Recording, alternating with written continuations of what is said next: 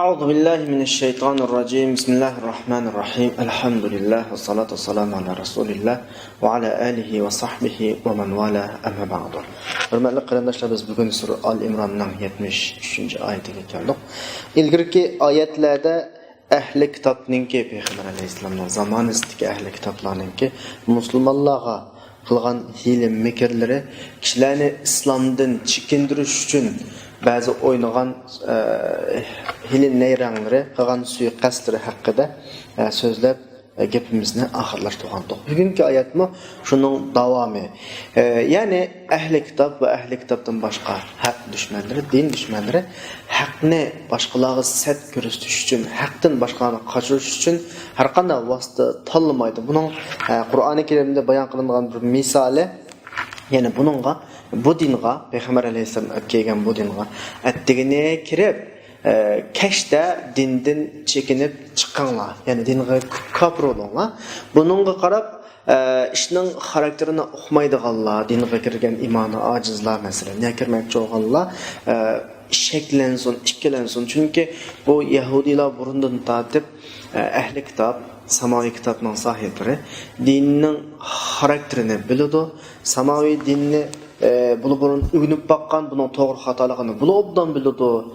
Bunu ettigini kirib mesela qarab bakıp andan keyin chiqib ketgan qarqa vaqtda masliga o'xshaydi deydigan bir xil havo yaratish uchun, bir xil o'rtamni shakllantirish uchun bu xil hiyla-mikirlarni qo'llanganligini ilgirki oyatda Alloh bizga bayon qildi. Bu oyatda shuning davomi bo'lgan mazmunlar tilga ilinadi. Allah subhanahu wa ta'ala bularning so'zlarini hikoya qilib davoda astag'izu billah va la tu'minu illa liman tabi'a dinakum. قل إن هدى الله هو الهدى أن يؤتى أحد مثل ما أوتيتم أو يحاجوكم عند ربكم قل إن الفضل بيد الله يؤتيه من يشاء والله واسع عليم. Bula ilgirkidek yilin neyranlarını, qılğan suiqastlarını, yaman niyetlerini başqalarga demanglar. ولا تؤمنوا إلا لمن تبع دينكم. Sizlarning bu yo'linglarga, bu dininglarga ergashganlardan boshqalarga ishonmanglar. Ma mahbiyatlik aramizda qolsin. Bularga demanglar, ashta tuyuraydi bularga. Nimishqa ayyuta ahadun mislama utitum. Bular asli bular ko'ngilda biladichu bu yo'lning haq ekanligini. Bundan qilayotgani nima bo'lsa, da'vatda bu yerda ayyuta sizlar bir samaviy dinning egilari etdinglar. Hurmatli kishilar tanglar, kishilar sizlarni o'qimishliq Tevrat'ның sahipleri de qaraytdi. Bularning bir samaviy kitobi, ilahi manhaj, ilahi hayot dasturi bunun qulluq qilsa bo'lmaydi. Buningga agasi bo'lmaydi. Buning uchun bu sababni ko'rsatdi. Yoki aw yuhajjukum 'inda robbikum. Robbingning qashqaga vaqtda sizlar bilan hujjatlashib pakitlashmas. Munozara tushmasligi uchun deb ma shaklda bular bahana, yani sebep görürsüp özara hiyli mikrini qanda berish tedbirini tüzdü. Qul innal huda hudallah. Haqiqiy hidayet, haqiqiy yo'l Allohning yo'li. Qul innal fadla biyadillah. Dangi Muhammed aleyhisselam fazli merhamet Allah'ның ilkide. Allah onu xalqan kishiga beradi. Allah haqiqatan fazli merhamet, keng fazli merhamet egisi, hammani bilib turg'uchi. Yani Allah bu oyatda qarindoshlar bularning qilayotgan suiqasdlarini Peygamber aleyhisselamga, mu'minlarga oshkorlab beryapti. Yani ahli kitobninki dastlab iymon aytib, azroq vaqtdan keyin bu iymonga kofir bo'lib, masalan, bu dinga kofir bo'lib, tenib chiqib ketish orqali ve bu meseleni, bu suiqasdni boshqalarga oshkorlamaslik, yani asli maqsadi g'arizi o'rtamda bir qalaymuqanchilik tug'dirish ya, iymondan chekinish, dindan boshqalarni so'g'itish bir xil maqsadi va ya bularning mushu maqsadiga yetish uchun o'yinning buzilib ketmasligi uchun nima deydi? Bu o'yinlarni o'ynaganligi va o'zining odamlariga sizlarga ergashmagan har qanday odamga mahbiyatlikni oshkorlamanglar, ularga ishonmanglar. Bular bizga o'xshash bir nimaga erishib qolsa bo'lmaydi bular. Bir yo'lga erishib qolsa bo'lmaydi. Biz bilan munozirlashgudek, paketlargudek ilahiy ma'lumot, ta'limotga ega bo'lib qolsa bo'lmaydi degan bu uyullarini Alloh subhanahu va taolo mu'minlarga va Rasulullohga qanday qildi? Ichvetdi. Ichvetish orqali bularning suiqasdini barbod qildi. Yani bularning hiyla mikrini qana qildi? Yo'q qildi. Dastlab xuddi chin dildan ishinib dinga kirgandek dastlabda. keyin shaqqida buningdan bu xato yo'lga kelmasmi bu? Biz tushungandek emasga emasmi biz bilamiz biz degan samoviy dinning egilari dinning qanday bo'lganligini, iymon ta'limlarining qanday bo'lganligini biz bilamiz biz, lekin bu o'xshamaydigan degandek bexil havo yaratishning oldini Alloh subhanahu va taolo oldi. Amaliyotda bularning bu qilgani haqiqatan bir o'zining ozg'unligi va boshqalarni ozdirish amaliyotda bu. Qanaqdir bular bir samoviy dinning egilari bo'lib, agashkichilari bo'lib, Musa alayhisolamning agashkichilari bo'lib, Alloh bularni bunga buyurgan, Allohning ta'limoti bo'lgan ish emas. Shu oyatning o'ttirida qul innal huda hudalloh. Dani Muhammad alayhisolam haqiqiy hidoyat Allohning hidoyati bo'lgan qotqini Alloh bularga tushirgan hidoyat emas. Hidoyat degan asli to'g'ri yo'l degan Alloh insondan iroda qilgan nishonli insonni yetkazadigan narsa. Lekin ma'lumchu bularning qilayotgan hidoyat emas. Bularning qilayotgani to'g'ri yo'l emas. Bularning qilayotgani Tavrotning ta'limoti emas. Bularning qilayotgani Alloh Musa alayhisolamga tushirgan, Musa alayhisolam Bani Isroilga yetkazgan ta'limot emas. Bu maqsad Payg'ambar alayhisolamni aldırmakçı. Peygamber aleyhisselam'ı güçsüz koymakçı. İslam dinine, İslam dininin ışındıgan güçsüz koymakçı. Bula bu xil nifaqını, bu xil aldamçı hilim mikirini etrafındakilerge aşkarlamaslık. Kişilik adamlardan başka, özge işengen adamlardan başkalığa aşkarlamaslık. Maqsadını amalga oshirish uchun, yani maqsadning amalga oshishini to'sqinlik qilmaslik uchun ishni maxfiy tutishga tavsiya qildim ma oyatda. Bular nima uchun bunday qiladi? Oxirgi ko'rsatgan bahona sababida bularning qo'rqayotganligi oshkora. Chunki kishilar Payg'ambar alayhisolamning diniga ergashgila boshladi. Burundan faxrlanib turib biz degan samoviy dinning egilari deydigan ma adamlarga o'xshash, meyada bir dinning egilari o'rtaga chiqib maydonga kelgili qolibdi. Kishilar agar iymon ta'mini tetiza, hayot manhajini o'rgansa, bularga hech hojat qolmaydigan, buning ming'atqa yo'lning xatoligi oshkorlanib ketadigan bir xil holat shakllanib qoldi.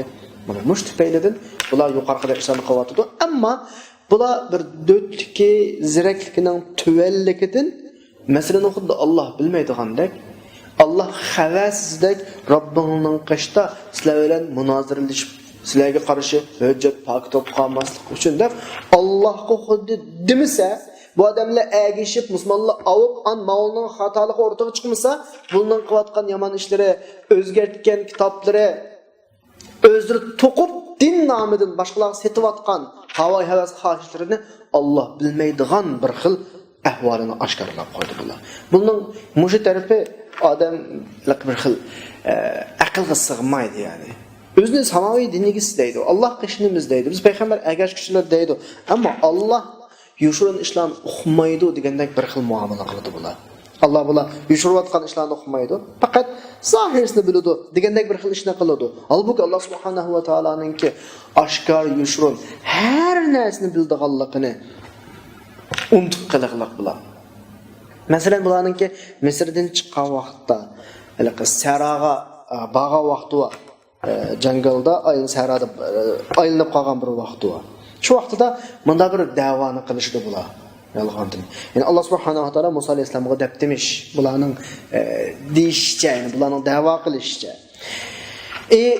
Banu Isroillar sizlar uyinglarga belgi qo'yinglar, men ma shaharning hammaga azob cho'gizman. Bu bir qanday mantiqsizlik, yani bu qanday aqlsizlik. Bir shaharga azob cho'gizmoqchi bo'lgan Alloh bunun öylerini arayanmasma eğer belge koymasa, yani bu derece getirilir bunun ahmaklıkçı. Ma ayette mu? Silahının üstünladı, yani silah veler, Rabbinlarının kaçta münazirler, bunun bir yol ilgisi olup kalsa, bizden yolumuzdan hatalığı çıkıp kalmasın, diyen bir ahmakane bahaneni gösterdi. Bu, eğer başkaları çıkamagan takdirde Allah bunun kavatkan hatalıklarını, ötküzgen cinayetlerini, özgertken kitaplarını, dinin talimatlarını bilmez mi acaba Allah? Ayetinin ahırda kardeşler ne deydi? Kul innel fadla biyadillah yu'tihi men yasha vallahu vasi'un alim. Yani Yahudiler her qancha qilsa maqsadiga yetolmaydi. Chunki Dani Muhammad alayhisalom fazli marhamat Allohning ilkidir. Alloh uni xohlagan odamga beradi. burun payg'ambarlikni, insonlarga yetakchilik qilishni Banu Isroilga bergan bo'lsa, mana hozir bu ummatga, ummati Muhammadiyaga berdi. Allohning ixtiyosi, Allohning fazli marhamati u. Uni sen hilm-fikr qilish orqali Alloh bermoqchi bo'lgan odamlarni to'sib qololmaysan. Sen aldamchilik qilish orqali bu fazli marhamatning o'z sohiblarining qo'liga yetishdan to'sib qololmaysan. Uni birdig'inimi Alloh, tatib oladiganimi Alloh. Allah subhanahu va taolo keng fazli marhamat egisiki, dunyo ahlidan, o'zining xalqidan xohlagan kishiga o'z fazli marhamatini qana qiladi, beradi. Kimning bu fazli marhamatga loyiqatlik, bu vazifani joyida o'rindiya oladiganligini obdan biladi. Bundan keyingi oyatda 74-oyatda yahtassu bi rahmatihi man yasha vallohu zul fadlil azim. Yani o'zining rahmatini xohlagan odamga xos qiladi. Allah büyük fazli merhamet egisi. İnsanoldu olsun. İnsanoldu olsun. Dünyada hiç kimnin Allah üstünde hakkı yok. Allah'ın hiç kim öteydiğen qarzı yok. Bizning yaşavatkan her minut, her sekundimiz Allah'ın fazli merhameti. Maddi noktadan aytganda, ma'naviy noktadan aytganda mı Allah kimni bu ummatga yetakchi qilmoqchi bo'lsa, kimga hayot dasturi, hayot manhajini bermoqchi bo'lsa, Allah xohlagan odamga beradi. Oyatning mazmuni shu. Undan keyin 75-oyatda ومن أهل الكتاب من إن تأمنه بقنطار يؤديه إليك ومنهم من إن تأمنه بدينار لا يؤديه إليك إلا ما دمت عليه قائما ذلك بأنهم قالوا ليس علينا في الأميين سبيل ويقولون على الله الكذب وهم يعلمون. Avval oyatni qisqa bir tarjima qilib o'tdi. Ahli kitobning ichidan shundaqlar borki, agar bir azg'ina bir malni uning omonat qo'ysang, sana to'liq ado qiladi. Mandaqlar bor. Ularning ichidan yana shundaqlar borki, masalan, ilgirki oyatda va min ahli kitob man in ta'manhu bi qintar degani, ahli kitobning ichidan shunda bir kishilar borki, bir bilik kishilar borki, ularga nurg'ulg'an mol-mulkni amanat qo'ysangmi, pul mol bek ko'p bo'lgan taqdirdami, xiyonat qilmasdan san qaytaradi. Agar, ya'ni ularning ichida shundaqlar borki, bir tal dinarni amanat qo'ysang, qaytarmaydi uni sana, ado qilmaydi. Illaki sen taqarishib, ching turib, zat amanatini berdimisang, bermaydi. Bunda deyishning sababi ahli kitobning ideya fikrisi shunchalik buzilganki, bular deydi, ma ummiylar haqida bizning ustimizda yo'l yo'q degani, buning mol-mulkini biz xohlagancha ilib olsak, buning haqqi haq emas. Chunki ular o'zining qarashicha bu yo'lga ishonganlar emasini kofirlar deb qaraydi. Ya'ni bu Yahudi diniga ishonmagan, Yahudiylar bilan bir yo'lda bo'lganlarning hammasiniki mol-mulki bizga nisbatan to'g'ri. Uning bizning ustimizda haqqi yo'q, xohlagancha ilib olsak bo'ladi. Bu ideya emas, zihniyat masalasi. Ameliyatda dindunda ta'limot yo'q, Tavratda ta'limot yo'q, Musa alayhisolamda ta'limot yo'q. Va yaquluna alallohil kadhib. Ular Allohga yolg'onni to'qiydi va hum ya'lamun. Bular biladi ameliyatda o'zining yolg'onni to'qiyotganligini. Endi oyat ilohiy adolatning, ilohiy insofning bir ko'rinishi qarindoshlar. Payg'ambar alayhisolatu vasallam Alloh ilgirki oyatlarda ahli kitobning qilayotgan suiqasdlarini aytib beryapti. Bularning qilayotgan yomonligini aytib beryapti. Ammo bunda deganlik ahli kitobning hammasi o'xshash, hammasi saxtipaz, hammasi aldamchi, hammasi eski deganlik emas. Balki buning ichidan yaxshisimi bor va eskisimi bor. Qur'on buni e'tirof qiladi. Buni deydi, bu ilohiy adolatning bir ifodasi. Alloh subhanahu va taolo o'zining xalqlariga xitob qilyapti, xalqlarining qandaqligini biladi. Payg'ambar alayhisolamning da'vatining butun kishilarga rahmat olib tushirilganligini obdan biladi. Bu da'vatning butun dunyo xalqiga qaratilgan bir da'vat ekanligini biladi. Rasulullohninki keladiganligini ahli kitob obdan biladi o'zining kitoblaridagi bishoratlarga ko'ra. Ahli kitobning ichidan bu haqda o'ylanayotganlari va bu dinga iymon etib Payg'ambarga ergashganlari va ahli kitob, ya'ni Yahudi bo'lsin yoki Xristian bo'lsin. Agar quyuq Qur'on, ahli kitob degan anda, ahli kitob degan bunda hammasi eski nima desa, ma dinga ergashganlar yoki ergashish uchun o'ylanayotganlar buning qarata bir xil salbiy inkas bo'lib qoladi, salbiy ta'sir bo'lib qoladi. Ya'ni biz toza ishini deb iymon aytili deb o'ylanayotgan, ammo qarasak bu bizga butunlay qanaqatdi bu Muhammad sallallohu alayhi vasallam hujum qilyotdi. Bu qanday gap endi bu? Deydigan bir ahvol oldu. Ma oyat bir insofni ko'rsatib da'vatudimi? Amanatdorlik masalasini deysaq, insondagi eng cho'ng, eng buyuk masala, cho'ng diniy amanatdan tortib kishiga eng oddiy dunyoviy amanatligicha eng muhim masala bu.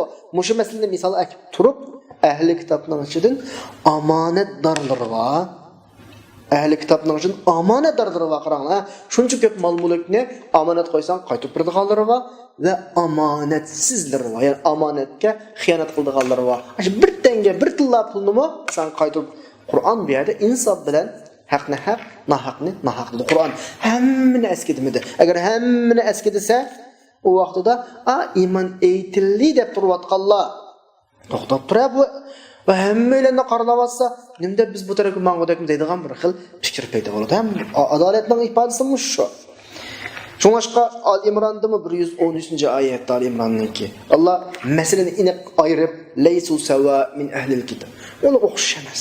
Ehlil kitabның içide Allah'ın ayetlerini keç gündüz tilavat qıldıqanları vasaydı qılıb dep ayırıvatıdı. Her qandaq millet açta.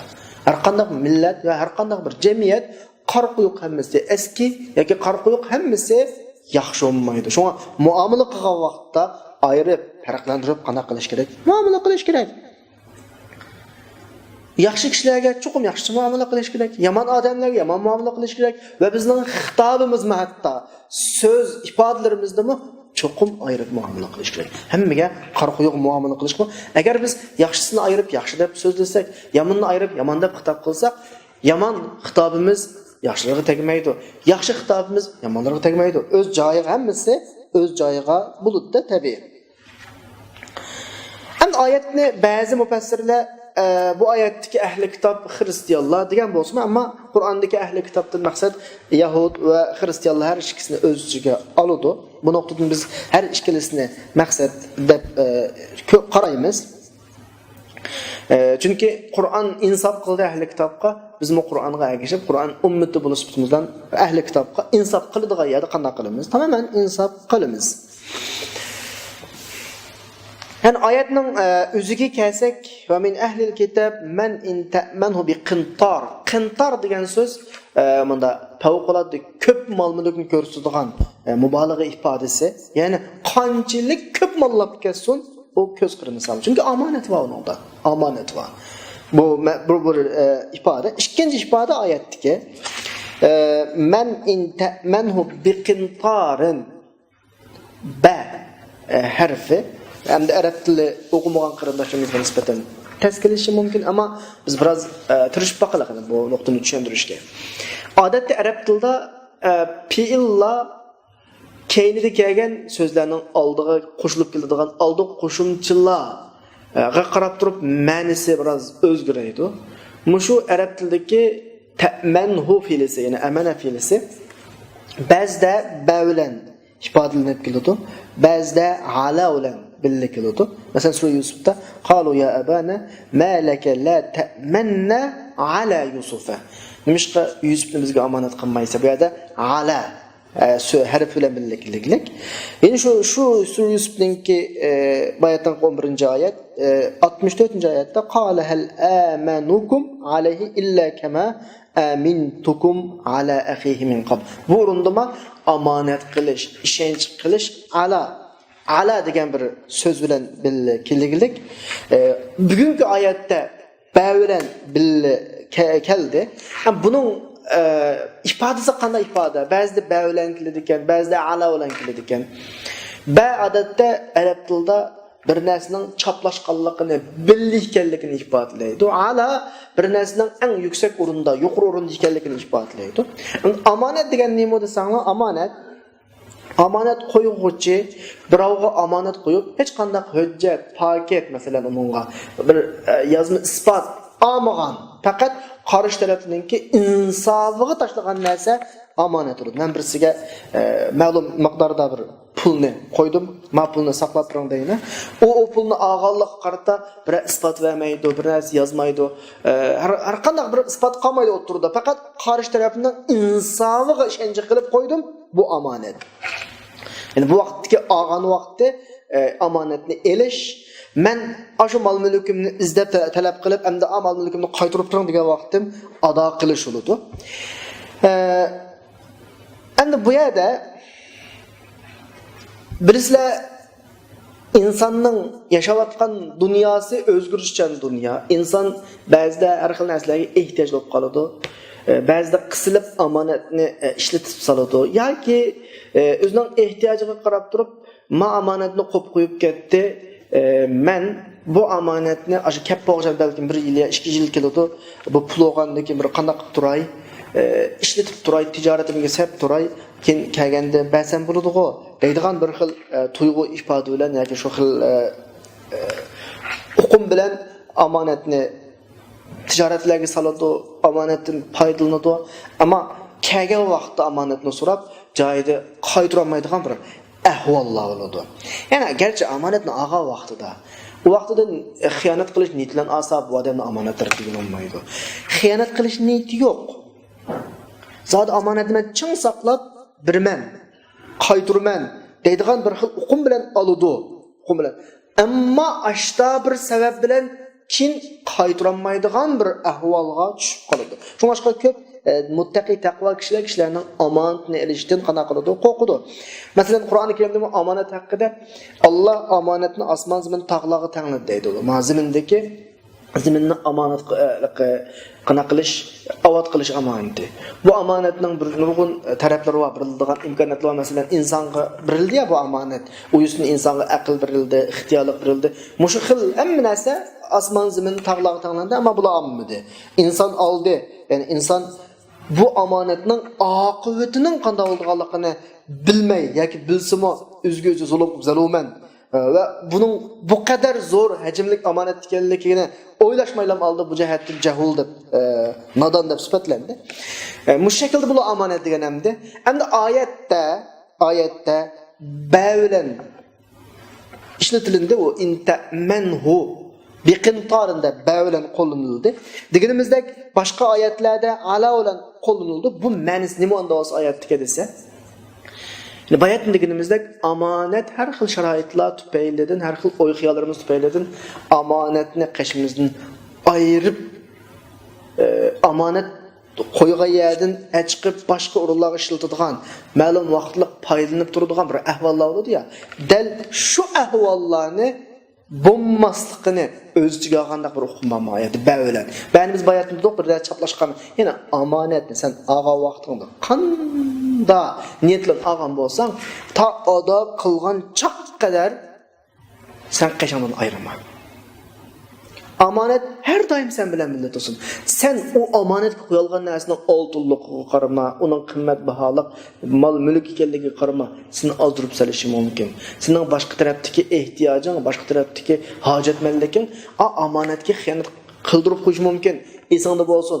Omonat har doim qishingda bo'lsin, sendan ayrilmasin degan bir ma'noni ifodalash uchun bakiladi. Endi alo kelgan vaqtida desa bayatman dedim, alo ko'p hollarda bunda ustunlikni ifodalaydi ya. Bu omonatning darajasining favqul odda ustunligini, hammadan yuqori narsa ekanligini, xiyonat shuna shakllansa bir narsaning darajasining favqulodda tushundiganligini, omonat degani bu yuksak maqomdagi ish ekanligini ifodalaydigan bo'lishi mumkin. Masalan, islom fiqhisida o'g'rininki qo'lini taxminan hozirgi biz qo'llanayotgan pullardan shu 250 atrofida mol-mulk o'g'rilasa, masalan rubu dinar deydi arabchada. Shu 250 ga to'g'ri keladi shu atrofda. Yoldi ya keyin ular ba'zi pullarning qiymatining yuqorilab tuvallishiga qarab turib, quli kesildi bir odamninki. Ya'ni 1000 so'mga olmagan pul, ya'ni 500 so'mga olmagan pulda. Ammo saq bir odam bilan har qanday bir sabab tufayli qo'lni kesib salsak o'g'ri emasa, bu odamga keladigan to'lan 500 dinar deydi fiqh kitoblarda. Hozirgi pulda taxminan 500 ming atrofida. O'ylang, bir odam bir narsa o'g'irlasa, bir 250 so'm atrofidagi pulga qo'li kesildi ekan. Ammo bir odamning normaldan haqsiz qo'li kesib ketsa 500 ming atrofida to'lam to'laydi ekanmiz. Bu zo'r farq nima desa, omonatdorlik bilan xiyonatning o'tirisidagi qimmat masalasi. Sen xiyonat qilgan vaqtda sening qo'ling bir 250 so'mga yarmaydi. Ammo normal vaqtida, ya'ni sen xiyonat qilmadan, normal vaqtida sening qo'ling qimmati 500 ming. 500 ming atrofida qarshi tarafga diyet qo'y. Bu nima desa omonatning darajasining favqul odda yuqurliq masalasi. Yuqurliq masalasi. Ya'ni oyat shuni demakchiki, aniq xulosalasak, tushunishli qilib, omonatni har doim qashingdan ayirma. Beqintarındagi ba degan so'zning kelish maqsadi omonat sendan har doim ayrilmasin bu. Alloh bilan kelgan vaqtda omonat har doim peshonning ustida tursin. Ya'ni omonat sening shu vaqtdagi qiladigan vazifangning eng ustida olsun. Eng yuqori darajasi olsun degan ma'nolar chiqishi mumkin. Hamda oyatning mazmuniga qaytsak, oyatda ahli kitobning ichidan omonatga rioya qiladiganlarning baliqi va omonatga xiyonat qiladiganlarning balig'ini tilg'ab qo'yganligidan nima uchun bular omonatga xiyonat qildi? Bu din ahli emasmi? Musa alayhisolamning agar kuchlar emasmi? Tavrat ahli emasmi desa, buning sababini bayon qilib, zalika bi annahum qalu laysa alayna fil ummiyina sabil.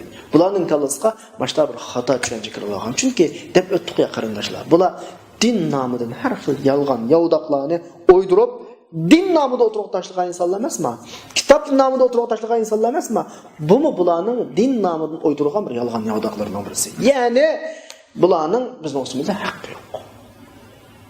Bular bizning yo'lga ergashmadi, bizning yo'limizga ergashgan odamlar emas bular. Shu vaqtdagi arablarni ko'rsatib, buni ummiyin deb turib, bular bizga ergashmagan odamlar bular. Bularning har qanday mol-mulkini har qanday bir shaklda qanday qilsak bo'ladi, yavasak bo'ldi. Ya'ni qo'sh o'lcham kishilarga nisbatan ma shaklda qo'sh o'lcham qanday qotidi bular qo'llanyapti. Bular ahli kitob bular sifat bilan bu qo'sh o'lchamdan nereden keldi? Acaba Tavrat bularga insonlarning o'tirini farqlantirib muomala qilishga buyurganmi acaba? Musa alayhisolamning olib kelgan shariat bularni insonlarga qarshi qo'sh o'lcham qo'llaniladigan holatga keldi. Nereden keldi bu? Bu dal bularning dinini o'zgartirib o'zi ichidan o'ydirib chiqarib masalalarni buni Allohning nomidan, payg'ambar nomidan, shariat nomidan o'rtaga tashlaydigan yoki shuni bilan o'zining ma'lum bir manfaatlariga kafolatlik qiladigan bir ahvollarining birisi. Tarixda Rasulullohning zamonasidan tortib musulmonlarning dunyoga hukmronlik qilayotgan hukmronligi oxirlashgan 1200-1300 yil jarayonida islom Yahudilar yoki boshqa dindagilarga aslo va aslo qo'sh o'lcham qo'llanib boqqan emas. Har doim hukm chiqarilsa insonlar o'tirishgan muomalada hammasining hukmi tamoman o'xshash. Hatto o'xshash derken bu yerdagi adolat shaklidagi o'xshash. Ya'ni o'xshash tamoman hamma joyda o'xshab qolsa, ya'ni ba'zi insonlarga zulm bo'lib qoladi. U nuqtadami, ya'ni zulm bo'lmaydigan shaklda har birisiga insofli bir shaklda qanday qilyotdi, muomala qilyotdi.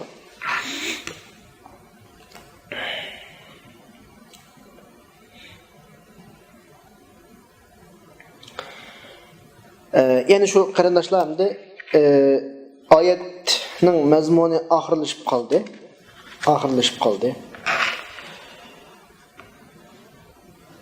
Oyatdagi bayatin omonat kalimasi Qur'onda kelgan. Qayta bir takrorlab qo'ysam, ba'zida shu degandek ba bilan ba harf bilan birga keladi, ba'zida ala harf bilan birga keladi.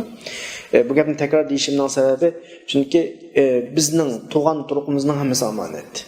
Bizga yuklanayotgan diniy majburiyatni tortib yuqurisi, kichki eng aqalli bir tiyinlik moddiy omonatlargacha hammasi omonat. Hayotimizning hammasi omonat. Dalaga nisbatan bala omonat, o'qituvchiga nisbatan o'quvchisi omonat, bir raisga nisbatan fuqarolari omonat.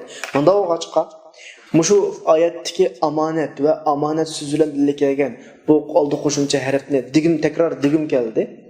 Ya'ni qayta bir askarsam bu yerda ba'zida ba, ba'zida ala harfi bilan birga keladi.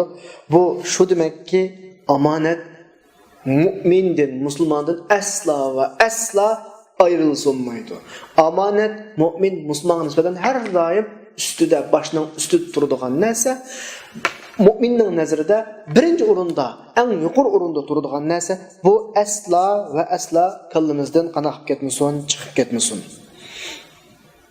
Ondan keyin ikkinchi oyatdagi yana bir qarindoshlarimizga alohida qayta takrorlaydigan masala Ahli kitob Qur'onda jiq tilga ilinyotdi. Bugungi oyatimiz shu haqda. Ahli kitob Allohning la'natiga uchraganlik, rahmatini qo'llanganligi ko'p tilga ilinadi.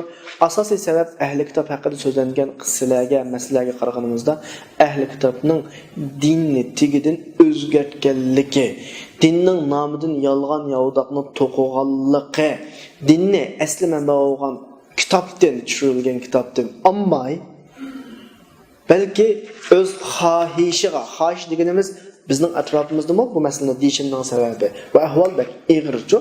Din asli Qur'ondan, hadisdan ilinadi. Qur'onning bizga qilgan tavsiyasi shu, Rasulullohning dunyodan ketishdan avval bizga qilgan tavsiyasi shu.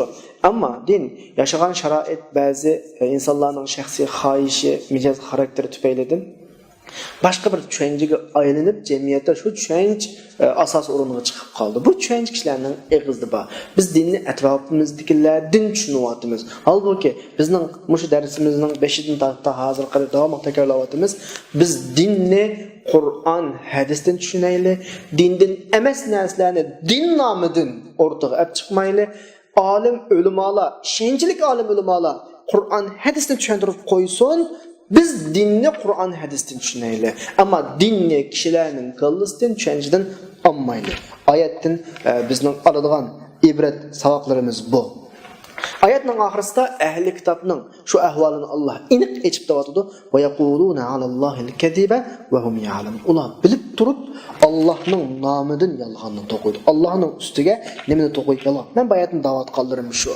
To'g'ri, ahli kitob oyati deyilgandek hammasi bir xil emas. Ammo ashta ahvol bir hukm surgan ahvol va ya'ni din nomidan yolg'onni to'qiydi. Shunga bizmo bir Qur'on ahli bo'lish, hadis ahli bo'lish sifatimiz bilan qaytadan qarab boqishimiz kerak. Biz tushunib olgan tushunchalar, diniy tushunchalar degan tushuncha. Biz ergashayotgan din Qur'ondan olgan dinmi yoki atrofimizdagi eg'izdan olgan, atrofimizdagi kishilarning tushunchasidan olgan dinmi? Bu haqda qayta o'ylanib boqadigan vaqt keldi. Chunki ko'rdik bu Allohning g'azabiga, la'natiga uchrashga sabab bo'ladi. Chunki Allohning nomidan dinni to'qish eng og'ir masala. Oyatda ya'ni bular yolg'onchi. Ammo o'zining yolg'on aytganligini ham biladi bular, ham biladi. Ahli kitobning ashta bir tarafi bor. O'zi bilib turib, masalaning anda emasligini bilib turib, ammo o'zlarining ma'lum bir manfaat va boshqa ma'lum bir ehtiyojlar tufaylidan mushta xato, noto'g'ri yo'lga qadam qo'ygan bo'lar. Alloh subhanahu va taolo bizni bu yo'llarda mengib qilishdan saqlasin. Bilib bilmay mengib qolganlarimiz bo'lib qolsa, tushunchimizga bilib bilmay kirib qolgan mushkildagi tushunchalar bo'lib qolsa, Alloh bizni bundan qutulishimiz bo'lsin. Vaqt munosabati bilan bizning bugungi darsimiz bu yerda oxirlashdi inshaalloh. Alloh nasib qilsa sura Al Imronning 76-oyatini 2 soatda o'qiymiz. Hammalarni 2 soatgacha Allohga omonat qildim. Va oxiru da'vona alhamdulillahi robbil alamin.